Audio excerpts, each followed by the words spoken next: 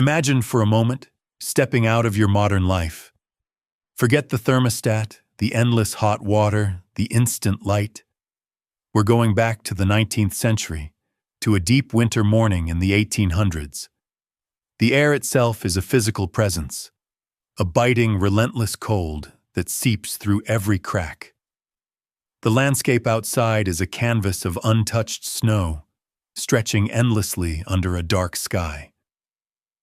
Today, we're diving into the solitary, arduous routine of a man, the patriarch of his household, who was often the first to rise and confront the formidable challenges of a frozen dawn.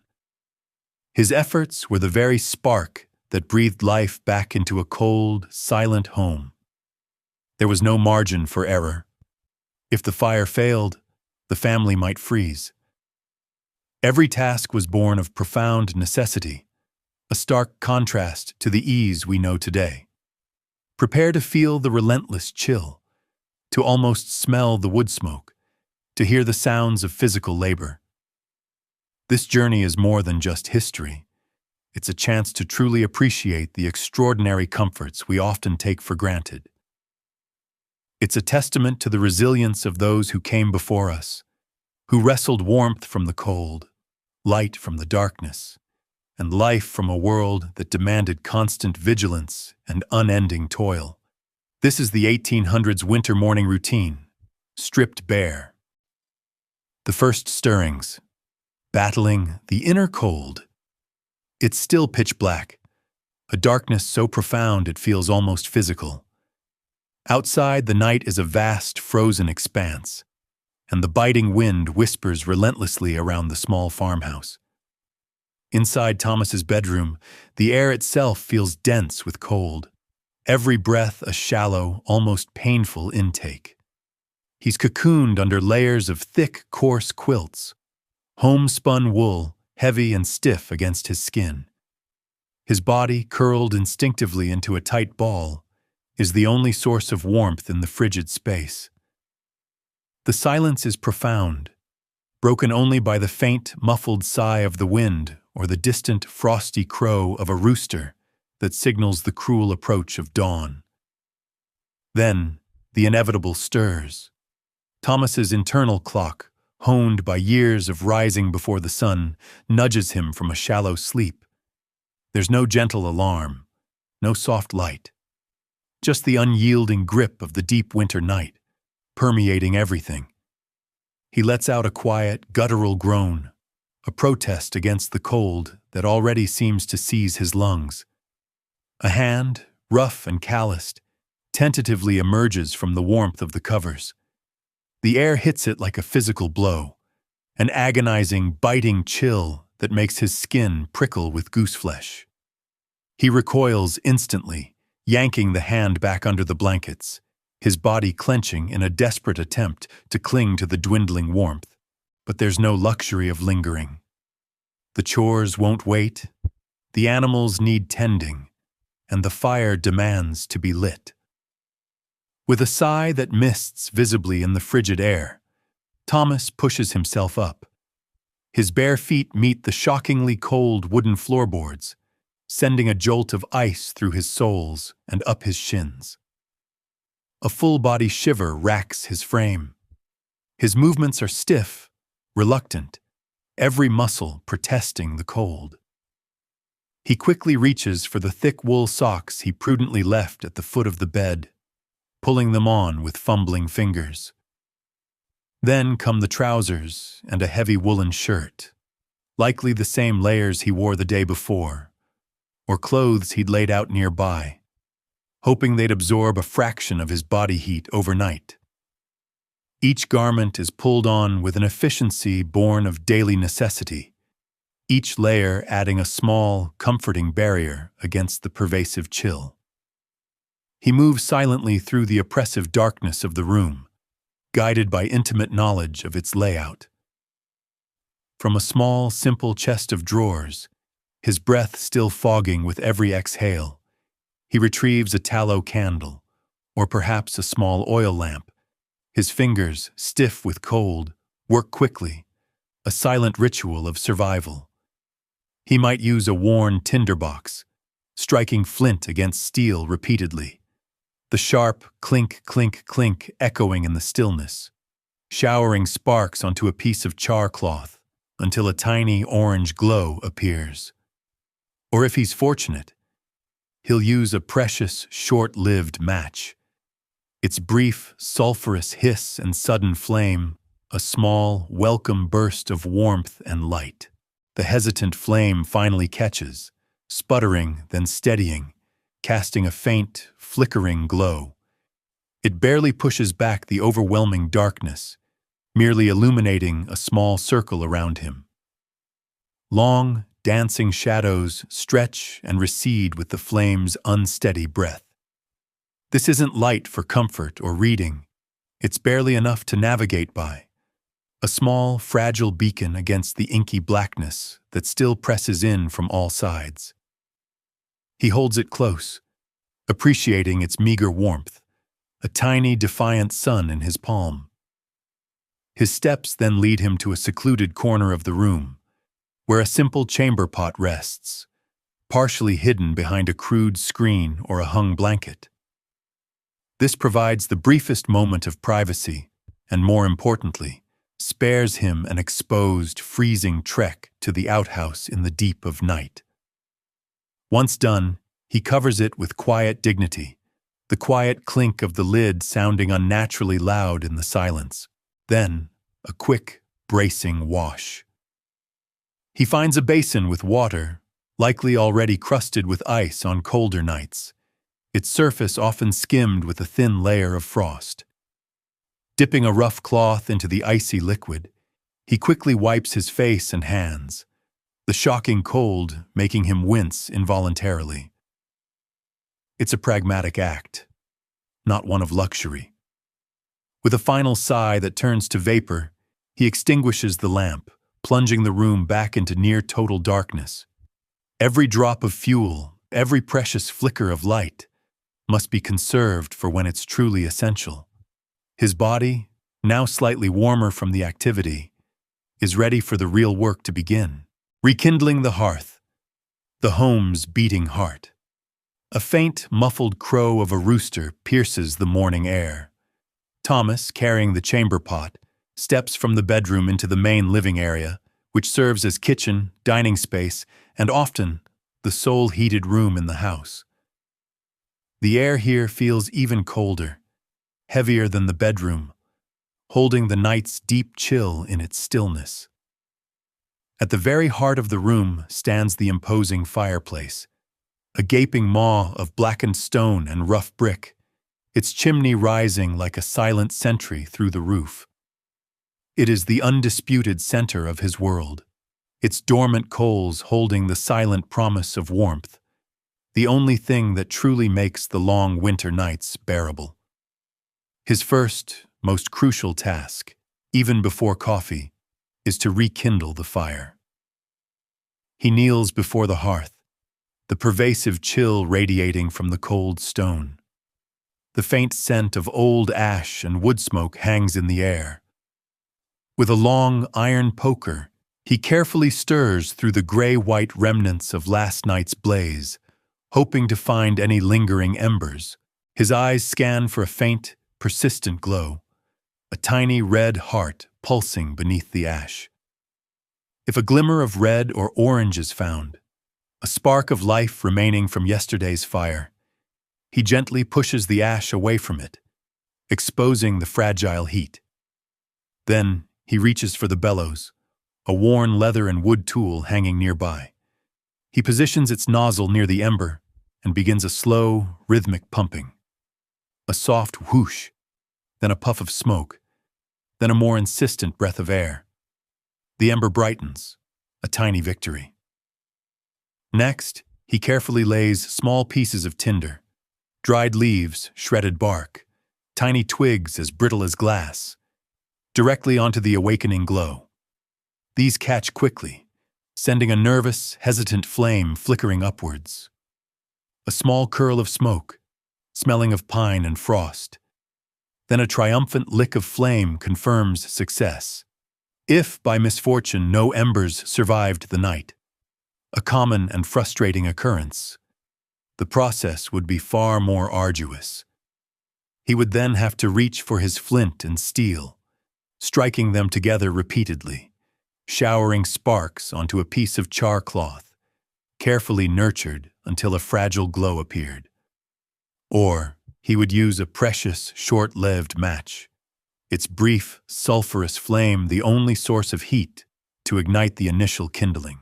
As the flame takes hold, crackling softly at first, then with increasing vigor, Thomas adds progressively larger pieces of seasoned firewood from the neatly stacked pile beside the hearth. He chooses his logs carefully, each one dry and ready to burn.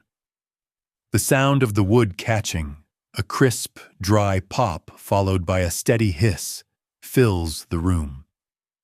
The fire's growing glow rapidly pushes back the oppressive gloom, painting the rough-hewn beams of the ceiling, the simple wooden furniture, and the worn floorboards in shades of flickering orange and gold. It is a victory, a hard-won battle against the relentless cold, the very essence of survival radiating from the hearth. With the fire roaring, a comforting warmth begins to ripple through the room, slowly thawing the deep chill of the night. Life can truly begin. A large cast-iron kettle, heavy and soot-stained from countless mornings, is carefully positioned directly over the flames, or hung from its sturdy iron crane that swings into the firebox. He fills it with water from a nearby bucket, water that was either hauled in yesterday or moments ago. A smaller, well-used tin pot holds a few spoonfuls of coffee grounds, coarse and dark, soon to be immersed in the heating water. A bitter brew, yes, but a necessary stimulant for the long, arduous day ahead, its rich aroma slowly beginning to mingle with the wood smoke.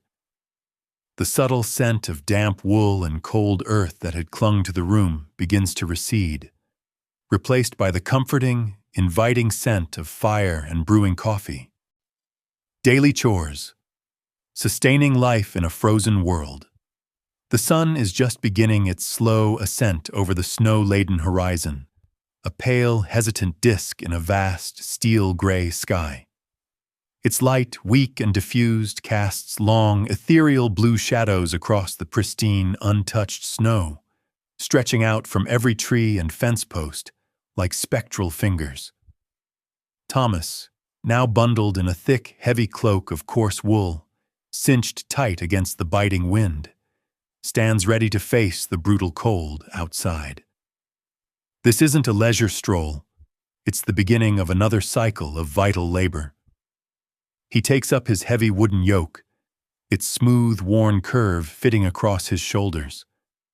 From each end of the yoke hang two large, empty wooden buckets, heavy even when empty, ready for the burden they will soon carry.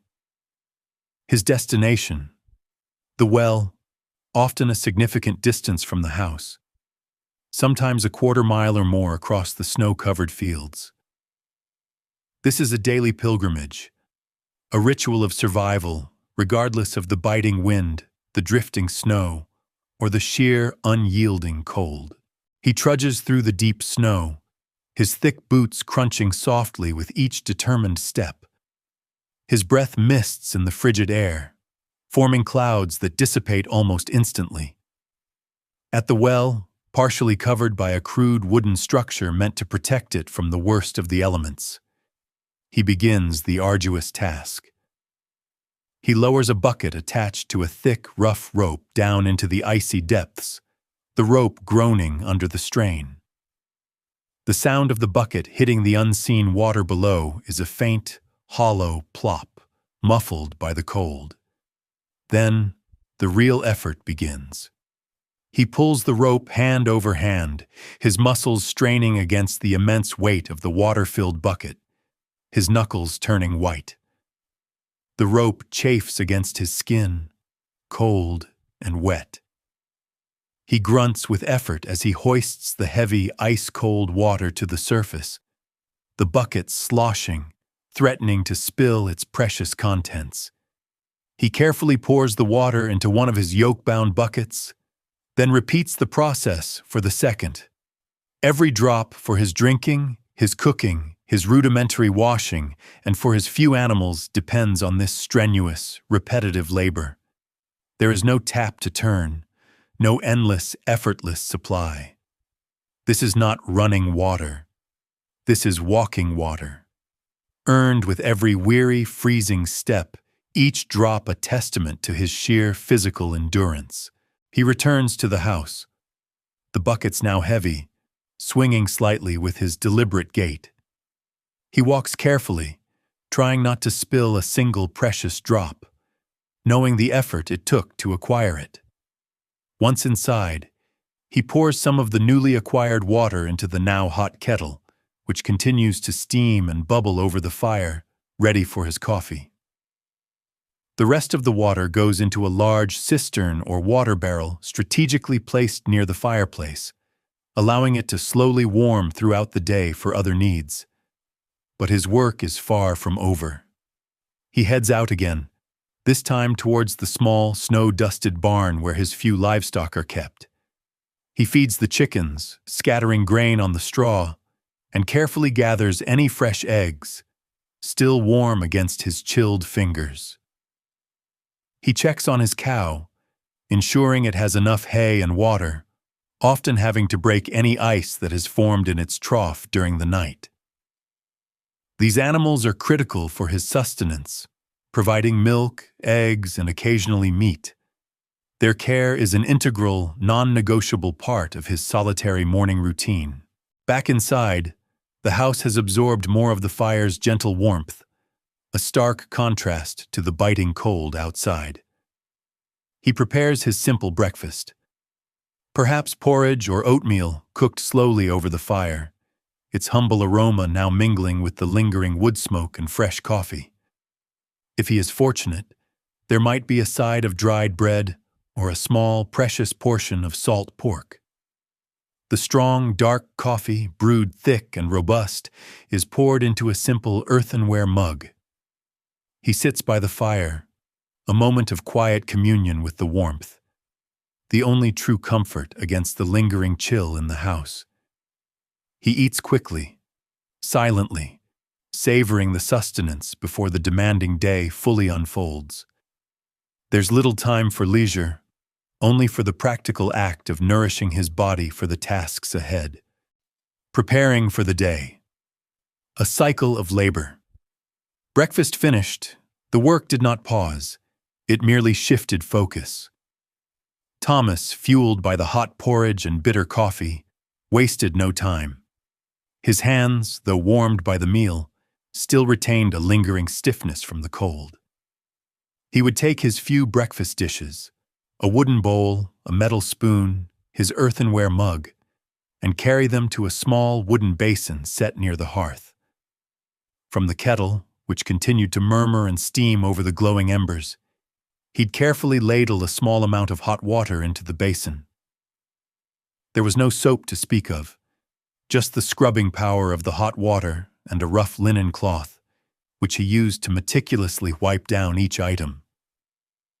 The process was quick, efficient, and driven by the scarcity of both water and time. Each clean item was then placed on a nearby shelf to dry, ready for the next meal. His attention then turned to the tools that were extensions of his own strength. He might pull his axe from its resting place against the wall. The cold steel felt solid in his grip as he ran his thumb along its edge, testing its sharpness. If it felt dull, he'd retrieve a whetstone, dampening it with a bit of water before beginning the rhythmic, grinding motion of sharpening. The rasp of metal against stone would fill the quiet room, a steady, almost meditative sound, as he honed the blade to a keen edge. A sharp axe meant less wasted energy, less time battling stubborn wood in the biting cold. Perhaps his knife, essential for countless daily tasks, would also receive the same careful attention. With the indoor chores and immediate preparations complete, Thomas would begin the crucial process of bundling himself for the outdoors. This wasn't just about throwing on a coat. It was a strategic layering of protection against a truly hostile environment. First came thick, homespun wool socks, pulled high. Then his heavy, worn boots, often stiff with cold, which he'd stamp his feet into with a grunt of effort. Over his woolen shirt, he'd pull on a thick tunic or waistcoat, followed by a substantial, often homespun, woolen coat, heavy, durable, and offering what little insulation was available. A woolen scarf would be wrapped tightly around his neck and face, leaving only his eyes exposed, and finally, a warm hat pulled low over his ears. He'd pull on thick leather gloves, perhaps lined with rabbit fur, to protect his hands, which were his most vital tools. Each layer was a testament to survival, a barrier between his body and the relentless winter. This was a world of unrelenting physical labor. Every comfort, every necessity was the result of tireless, solitary effort. There were no shortcuts, no easy solutions. Even a moment of rest meant the next task loomed larger, demanding attention. His mind was constantly assessing, planning. How much firewood was left in the shed? Did the trap he set yesterday need checking? Was the snow too deep to make it to the far pasture? The day stretched out before him, a series of challenges to be met with his own strength and ingenuity. By the time the sun fully asserted itself, casting a brighter, albeit still cold, light over the snow-covered landscape, a significant portion of his day's work was already complete. Smoke billowed steadily from the chimney, a steadfast declaration of life within. Thomas, now a determined silhouette against the vast, silent snow, his breath still misting, would head towards the barn or fields, axe perhaps slung over his shoulder, disappearing into the immense, demanding winter day. This glimpse into an 1800s winter morning, experienced through the daily, solitary actions of Thomas, is more than just a historical account. It's a stark, powerful reminder. It's a vivid window into a world where every single comfort we now take for granted was a monumental undertaking, achieved only through sheer physical exertion and unwavering resolve. Imagine the silence of the night, the bite of the air, the sheer effort to bring warmth and light back into a home that had surrendered to the cold. Consider the weight of each bucket of water, the hours spent chopping and hauling wood, the constant vigilance over precious supplies. For men like Thomas, merely existing, let alone thriving, required profound planning, relentless resilience, and a deep, intuitive understanding of his harsh, natural environment. Every task was physical, every comfort meticulously earned. There were no shortcuts, no easy answers. Life wasn't about convenience. It was about survival, sustained by daily battles against the elements. So the next time you wake up and the winter chill tempts you to pull the covers tighter, take a moment. Appreciate that soft glow from your bedside lamp. Feel the embracing warmth of your home and cherish the extraordinary miracle of running water. Clean, hot, and seemingly endless. For our ancestors, for men like Thomas, a winter morning wasn't just a day begun. It was a battle won, alone, against the unrelenting forces of nature. Their grit paved the way for the comforts we enjoy, and their struggle serves as a powerful testament to the enduring human spirit.